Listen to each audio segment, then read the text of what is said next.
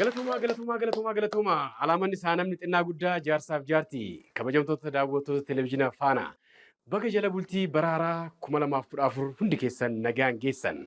Har'as jala bultii ayyaanaa ilaalchisee istiidiyoo keenya akka ayyaana urgaa'u gochuudhaaf yaallee keessummaa sirboota hedduu qabdu jaalatamtuu Jiituu Daanyee baandii gaachana poolisii Oromiyaatirraa affeeree jira. Sirboota hedduu mudannoodhaan guutaman ni qabdi.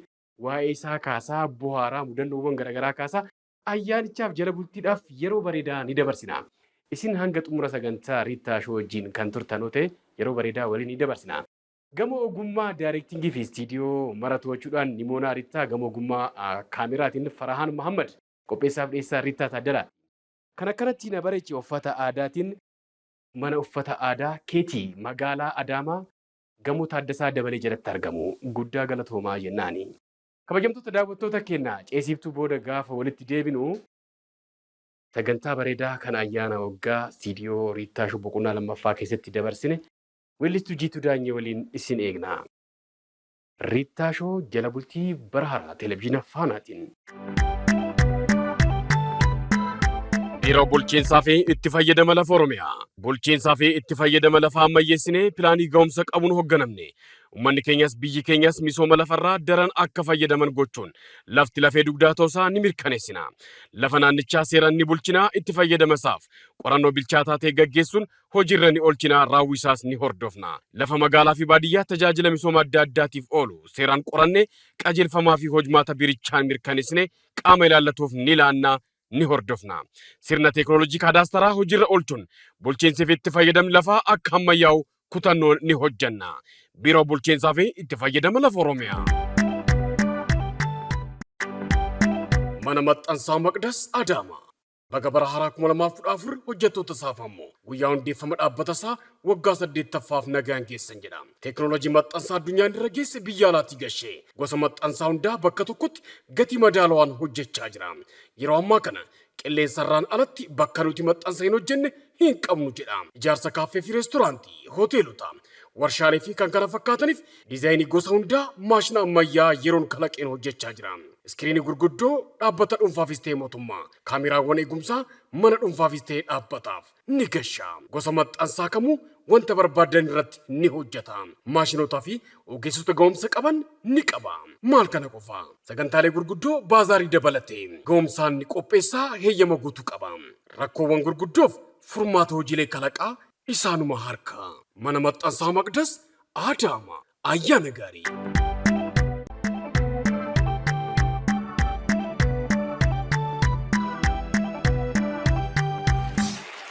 Hayyee kabajamtoota daawwattoota keenya ceesiftuu booda walitti deebinee jirra. Kan isin daawwachaa jirtan Riittaa Shoo televezyiina faanaatiin. Sagantaan keenya jala bultii bara haaraa bara 2014 ilaalchifne weellistuu keenya jaalatamtuu Jiituu Daanyee affeerree jirra. Mudannoowwan garaagaraa qabdi Jiituun turtii bareedaa waliin ni taasifna. Ispoonsaroota keenya biiroo bulchiinsaa fi itti fayyadama lafa Oromiyaa fi mana maxxansaa Maqdas magaalaa Adaamaatti kan argamu guddaa galateeffanna. Jiituu Daanyee. Baga nagaan naa dhufte. Baga nagaan eegda. Sagalee xiqqoo ishee xiqqaatee jira kanaafuu chiirsii jechuu qabna na fakkaata. Ayyee. Weellistuu Jiituu Daanyee. Baga bara haaraa 2014 jala bultii isaa nagaan geessisin jedha maaliif torban tokko yeroo hafu guyyoonni jiran hunduu jala bultii jedhamu waan ta'eef atis maatii keetis baga jala bultii bara haaraa 2014 nagaan geessan. Walumaan geenya. Hayyee Jiituu kenna. Bunnis daffaa jira. Gaaffiin inni jalqabaa Jiituu Daanyeen poolisii taatee aartistii taate moo aartistii taatee poolisii taate? Gaaffiiwwan lamaan kun adda sonaa ba'an. Ifama aartistii qofa siin jee poolisii waan taateef illee baashaa sadarkaa kanarra jira.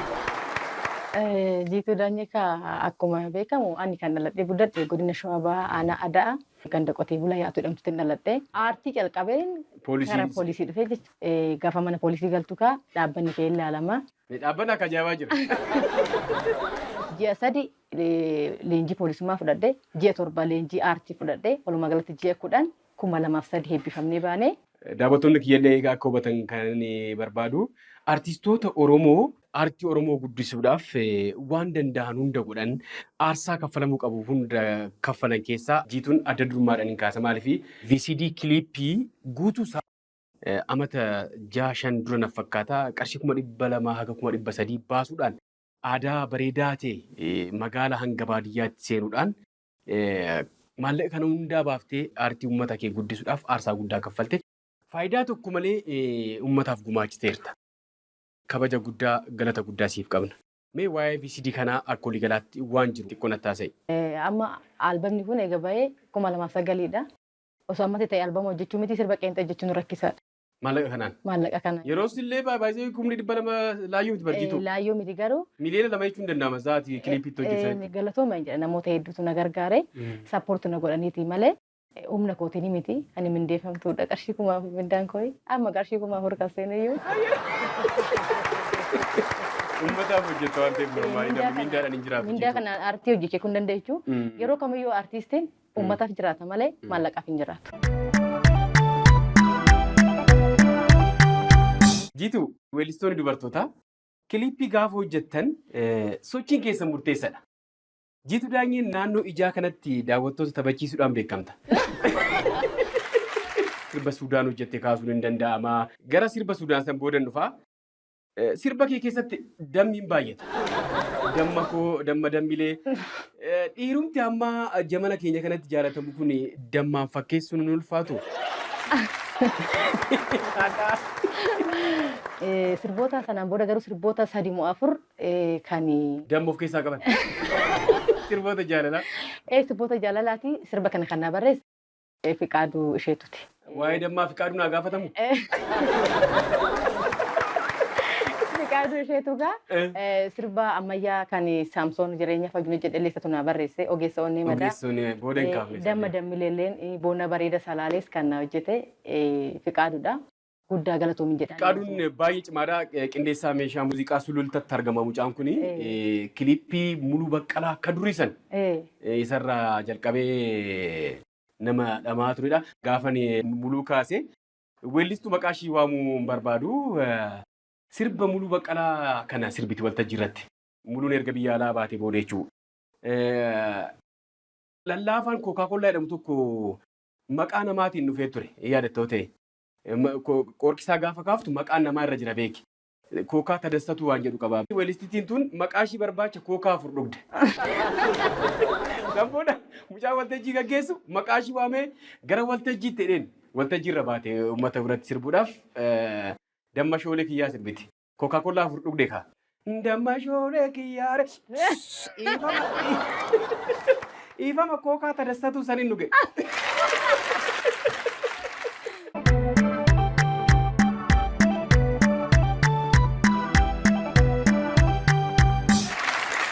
Sirba kee Suudaanitti haa dhufnuti daawwattoonni kiyya waan ani sii mul'isuu hin tokko hin jira waan ta'eef gara waltajjii sanitti hin dhufa.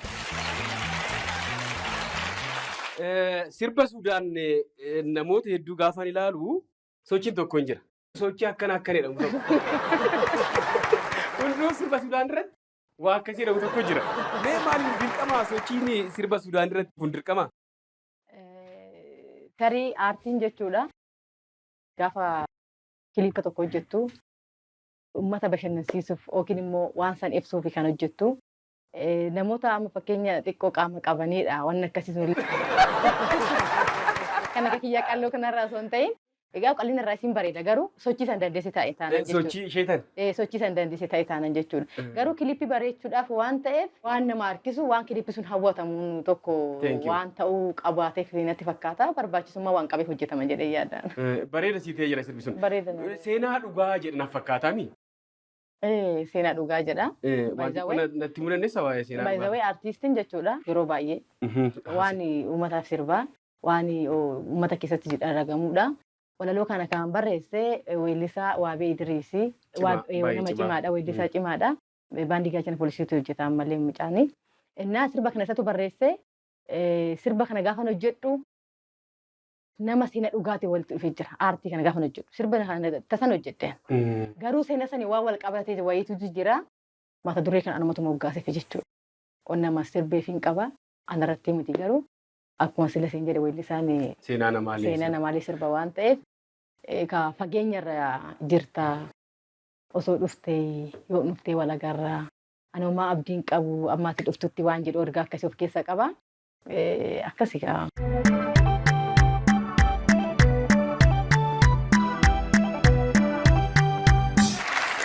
Sirba kee damma dammilee kilippii baay'ee bareedaadha.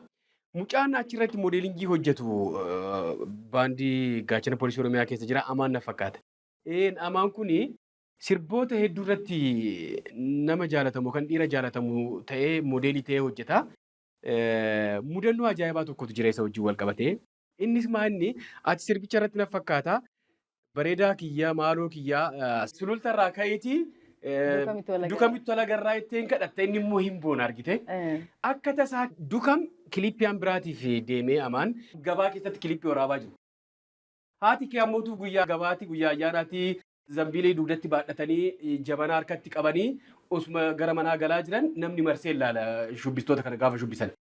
Maal jedhanii haati kee goranii gaafa laalan Amaan shubbisaan sun shubbistoota gidduu jira. Ilaalan jeen haati kee. Mucaan kun intalli kiyyaa osuma dukamitti kootu jettee kadhattu kan boonu sanii miti jetteedhaan. Samboona shubbistoota gidduu seentee jabanaa harkatti qabdu. Amaan mataa irratti kash.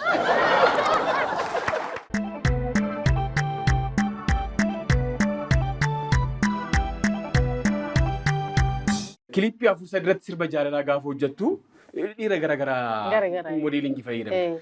Namni tokko tokko keessumattuu haadholiin abbootiin keenya maaliif qe'ootu kudhan jaalatti? Haati koo nama baratee miti garuu kan galeef. Gaafan kana siin jedhu namoonni garaagaraan doomu gaafanne wali qooyi ati mucaa keelee kisan hojjette mucaa keelee irsuma meeqa qabdaa namni jedhee na gaafate illee jira beekteerti abbaan manaa kee meeqa nama naan jedhetu jira. Sirba boona bareeda salaalee jedhu hojjedheen xiqqoo mucaan furdaadha beekteerta boona bareeda salaalee jedhee sirba. Maali boona bareeda salaalee jettee mucaa boociyama kana hunana furdaa bareeda salaalee jettu.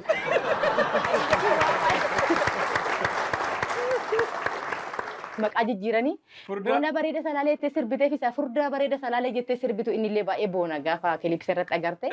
Artistii waan ta'eef oopilli firii taanee haasaa jira baay'ee.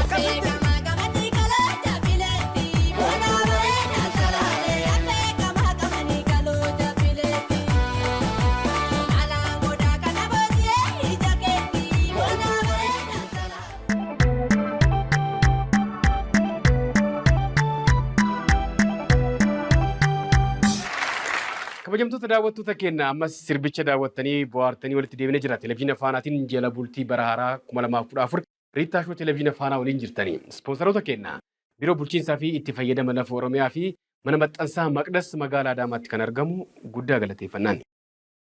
Jiitu argaa badhaasoo seenaadhuma Itoophiyaa keessatti hin beekta. Miira keessa gaafa seenu mataadhaan dhaabatee luka akkas godhatee. Jiituu daanyenis sirba ishii karramarraa na fakkaata. Walisuu waltajjii baay'ee guddaa ta'e waltajjii ayyaanaa irratti osoo waltajjii irratti sirbaa jirtu hiriyaan keenya shubbisaan kaffaaloo luka keenya irratti xaam jedhe. Osuma sirbaa jirtu shamuudhaan. Akkas jettee naan jedhanii noormaali seenaa ajaa'ibaa kana mudannoo ajaa'ibaa kana. YouTube adiirraa argadheera naa'ol na ergee jira. Naa'ol baay'ee mucaa cimaadha naa'ol ayyala. Kaffee maal ta'e lafa dha'e? Sirriidha. Sagantaa ayyaana cuuphaati. Seeraamikii isa baay'ee nama muciceessa. Irratti immoo margi kun afamee jira. Ani mucaa guddaan kaawwadhee jira. Wanni akkas wanti irra bareedaan wayyaa babaan bareedaa wayii afamee ani bakka sanan dhaabadhe. Gaafa mucaan shubbisu margi kun fudhatuma deeme. Margi fuudhee waaquma keessa geegga deebi. Jiituun akka ajaa'ibaa osuma sirbaa jirtu hin kofalte. Nan kofalee. Hin dandeenye. Hin dandeenye maa hoggaa jettee mucaan illee tokko miidhama isaan laalle bakka sanitti garuu miidhamnes rabbi galannaa ga'u seeraamikiin baay'ee qorra tokkoffaa dhagaadha. Odoo bakka hin taane argatte miidhamuu danda'a. Irratti kufee caalaa bakka feemasii ta'e. Hayyee kabajamtoota daawwattoota keenya jala bultii bara 2014 Riittaa Shoo televezyiina Faanaatiin daawwachaa jirtan. Jiitu ayyaanni gaafa dhufu wantoota garaagaraa fidee dhufa akkaataa itti fayyadamnutu murteessaadha. Jaarsaaf jaartii gidduutti jaalalli ajaa'ibaatu jira. maatii gidduutti jaalala ajaa'ibaatu jira. Bifuma saniin sheexanni immoo waan kana diiguudhaaf gidduutti akka ajaa'ibaa kaatti. Beekta bara haaraa kana keessatti maatiin hedduun jeeqama. Jaalala hin jaalatu waan ta'eef bara haaraa gaafa seenu waatu dhufee nama walitti buusa. Hiriyaa kiyya tokko waliin sadi taanee hiriyaan keenya kondominiyeemii kanarra jiraata. Gonkumaa nyaattanii ayyaana na biratti dabarsitanii ittoon handaaqoo akka ajaa'ibaa hojjetamaa jira. Nuun jedhee agabuudhuma oollee hanga sa'aatii 8. Bilbilee gahee jira jennaan gahee jira kootuu jettiin haati manaa gara kondominiyeemii kana makiinaa kaafnee linna. Seenaan manni akka ajaa'ibaa bareedeeraa dhiisi. Garaan nu beela'ee jira hin raaffatin. Seennee tateennee ittoon gahee jira. Handaaqqoo ittoon ishiin hojjettu warra jaartiin kiyya waan ajaa'ibaati jira. Hayyee jennee seennee gidduutti turraan nu biraa ka'ee kondominiyeemii dhamanichi akkas lufeetuma gaadaa kana seene. Nuti beeloof gidduutti daqiiqaa 5 gidduu wal dhabbiin wayii uumama. Sagalee wacaa wayiin dhageenya beektee gaadaa keessa. Gaadaa fi manni fincaanii faallan. Nuti akkas teenyee jirra. Ittoo biraddistii kanaan akkasumatti akka baatteen akkanatti luftee mana fincaanii keessa deemtee ittoo sana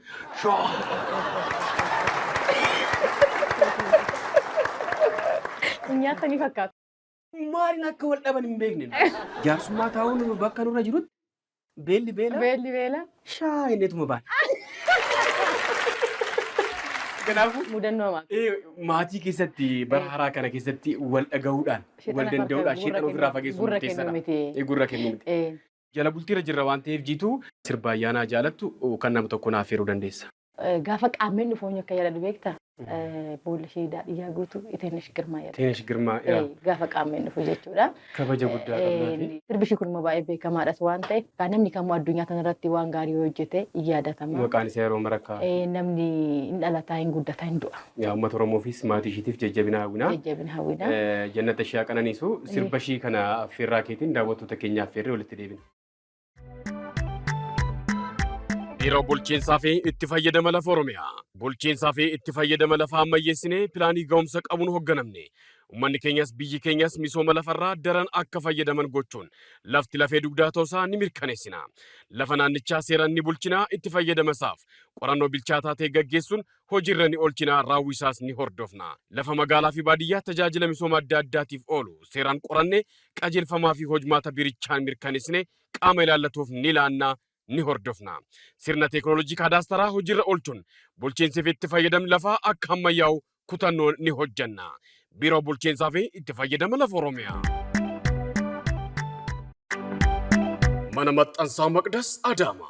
Baga bara haaraa 2014 hojjettoota saafamu. Guyyaa hundeeffama dhaabbata isaa waggaa 8ffaaf nagaan geessan jedha. Teekinooloojii maxxansaa addunyaan irra geesse biyya alaatti gashee gosa maxxansaa hundaa bakka tokkotti gatii madaalawaan hojjechaa jira. Yeroo ammaa kana qilleensarraan alatti bakka nuti maxxansa hin hojjenne hin qabnu jedha. Ijaarsa kaaffee fi reestooraantii, hoteelota, warshaalee fi kan kana fakkaataniif diizaayinii gosa hundaa maashina ammayyaa yeroon kalaqeen hojjechaa jira. Iskiriinii gurguddoo dhaabbata dhuunfaafis ta'e mootummaa, kaameraawwan eegumsaa mana dhuunfaafis ta'e dhaabbataaf ni gasha. Gosa maxxansaa kamuu wanta barbaadan irratti ni hojjeta. Maashinotaa fi ogeessota ga'umsa qaban ni qaba. Maal kana qofa? Sagantaalee gurguddoo baazaarii dabalatee ga'umsaan ni qopheessaa heeyyama guutuu qaba. Rakkoowwan gurguddoof furmaata hojiilee kalaqaa isaanuma harka. Mana maxxansaa Maqdas Adaama. Ayyaana gaarii.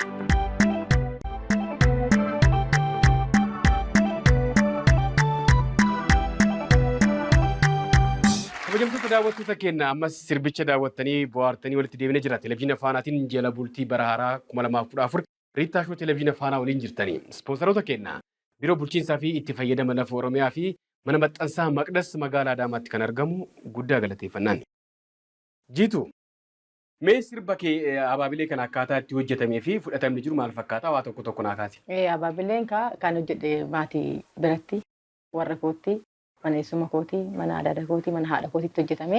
Yeroo gannaatii asumaan kingiraa gootiin guddaa galatoomin jedhaanii aartiin hojjete keessatti hojii koo kennu. Hojiiwwan baay'ee bifa bareedaa ta'een hojjetti. Kilipii hundaayyuu anna hojjete isaadha.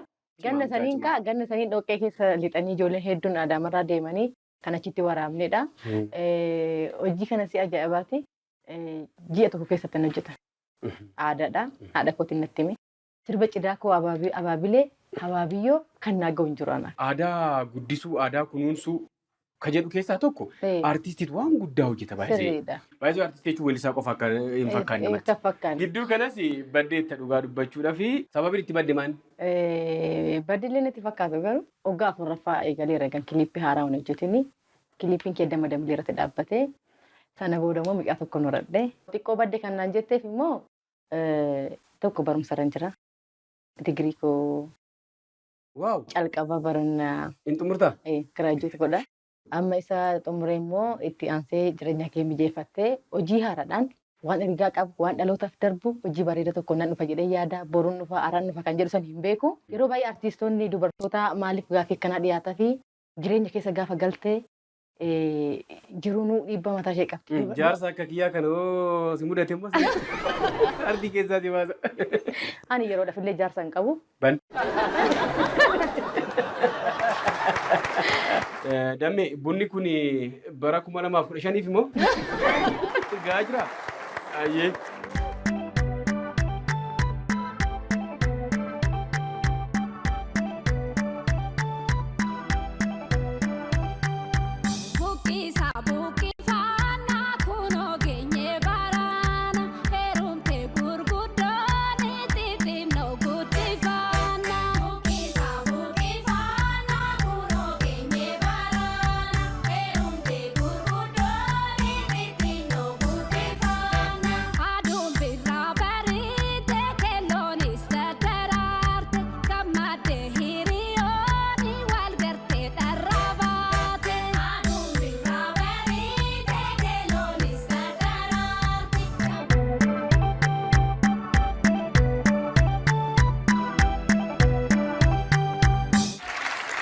Mee dhumarratti ergaan baga geessanii namoota dabarsituuf hoo jiraate galateeffachuu kan barbaadullee hoo jiraate carraasii kenna. Uummata Oromoo hundaan baga bara haaraa ganna bacaqii baatanii bookaa birraatti baatanii jedha.